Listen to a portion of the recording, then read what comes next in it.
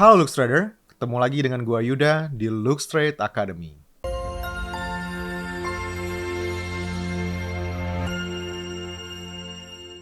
Di video kali ini, kita bakal bahas satu topik yang kelihatannya mungkin administratif, kelihatannya ribet, bahkan sering dianggap nggak penting. Padahal justru ini adalah salah satu keputusan yang krusial di awal perjalanan trading lo, yaitu memilih broker forex yang aman dan legal. Gue memulai video ini dengan satu cerita yang mungkin pernah lo dengar atau bahkan lo alami sendiri. Nah jadi, ada trader, udah capek belajar, udah latihan berbulan-bulan, akhirnya profitnya konsisten, saldo mulai tumbuh, tiba-tiba akun kena masalah, withdrawnya pending, CS nggak respon, akun dibekukan, dan ujung-ujungnya uang nggak bisa ditarik. Bukan karena strateginya salah lagi-lagi, bukan karena marketnya jahat tentunya, tapi karena satu hal, salah pilih broker. Makanya di video ini, gue nggak mau ngomongin broker mana yang paling bagus. Gue nggak mau promosi juga. Gue mau ngajarin teman-teman semuanya cara berpikir, biar lo bisa nilai sendiri apakah sebuah broker itu aman atau enggak. Sekarang gue mulai dengan satu pertanyaan terlebih dahulu. Waktu lo pertama kali daftar broker, apa yang paling bikin lo tertarik? Apakah bonusnya besar, leverage-nya tinggi, depositnya kecil, atau janji profit cepat? Kalau iya, tenang teman-teman, itu reaksi yang sangat manusiawi. Nah masalahnya, broker yang aman jarang jualan mimpi. Broker yang nggak aman justru jago banget jualan mimpi. Sekarang kita mulai dari dasar. Apa sih sebenarnya broker forex itu? Nah, broker forex itu perantara antara lo sebagai trader dengan market. Jadi lo nggak bisa langsung trading ke bank besar atau ke institusi global. Kita butuh broker buat nyambungin kita sebagai trader, order kita ke market. Nah artinya apa? Artinya broker pegang peran besar banget dalam eksekusi order kita. Misalkan penyimpanan dana dan proses withdraw.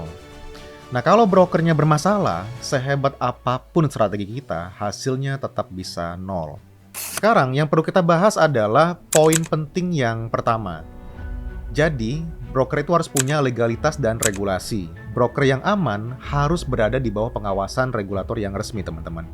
Regulator ini fungsinya apa? Tentunya buat mengawasi operasionalnya si broker itu sendiri, memastikan dana nasabah kita itu dipisah, dan mencegah manipulasi, dan memberi jalur pengaduan. Nah, kalau brokernya nggak punya regulasi yang jelas, itu lampu merah besar, red flag guys.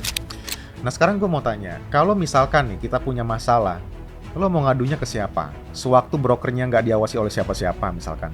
Makanya selalu cek broker ini diatur oleh regulator apa. Bukan cuma klaim di website ya, tapi beneran bisa diverifikasi. Poin kedua, dalam memilih broker, jadi keamanan dana. Nah, broker yang sehat itu memisahkan dana nasabah, dana kita, dengan dana operasionalnya mereka. Ini disebut segregated account. Nah, kenapa ini penting? Supaya kalau broker ini bangkrut amit-amit ya, uang nasabah itu nggak ikut kepake guys. Jadi kalau broker mencampur dana, itu bahaya besar. Nah, berikutnya, gue tanya lagi nih. Lo lebih peduli spread 1 pip lebih kecil atau dana lo aman? Kalau lo job spread, lo perlu mikir ulang. Poin ketiga dalam memilih broker, transparansi sistem trading. Jadi broker yang aman, jelas soal spreadnya, komisinya, swapnya, leverage-nya, nggak ada biaya aneh-aneh yang muncul tiba-tiba. Kalau dari awal aja informasinya samar, itu tanda bahaya. Nah, trader pemula itu sering kejebaknya di sini. Mereka lihat spread-nya kecil, tapi nggak ngerti ada komisi besar. Atau swapnya tinggi yang baru kerasa setelah beberapa hari kita trading. Nah, poin keempat dalam memilih broker, eksekusi dan stabilitas platformnya. Broker yang baik itu punya eksekusi yang wajar, bukan berarti nggak pernah slippage ya. Tapi slippage-nya itu masuk akal. Kalau sering, reward-nya aneh, ordernya telat, stop loss-nya kesentuh, nah, aneh, lo perlu curiga. Market memang fluktuatif, tapi broker yang profesional itu punya sistem yang stabil. Berikutnya ada pertanyaan penting juga. Kalau setiap kali lo profit, order terasa berat, tapi kalau loss-nya lancar, itu market atau sistem brokernya. Nah, pertanyaan ini wajib lo simpan.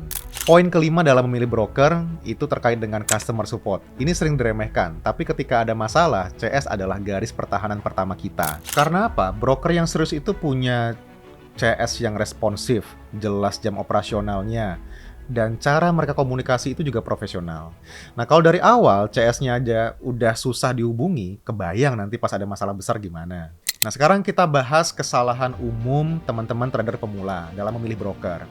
Kesalahan pertama, pilih broker karena ikut-ikutan. Jadi teman bilangnya bagus, langsung daftar. Padahal kebutuhan trading tiap orang itu beda-beda, teman-teman.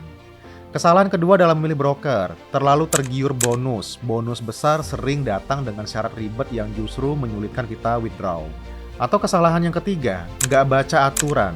Terms and conditions itu memang panjang kelihatannya kalau dibaca, tapi disitulah kita hati-hati karena sering tersembunyi aturan yang bisa menjebak. Nah, broker yang aman pasti nggak butuh menjebak nasabahnya. Sekarang dari video ini kalau gue coba rangkum terkait dengan broker, broker itu bukan sekedar tempat buat daftar akun, dia adalah partner trading kita. Jadi kalau partnernya salah, lo bisa kelelahan sendiri. Makanya di Lux Trade Academy, gue selalu tekankan satu hal, jadi aman dulu, baru mikirin profit.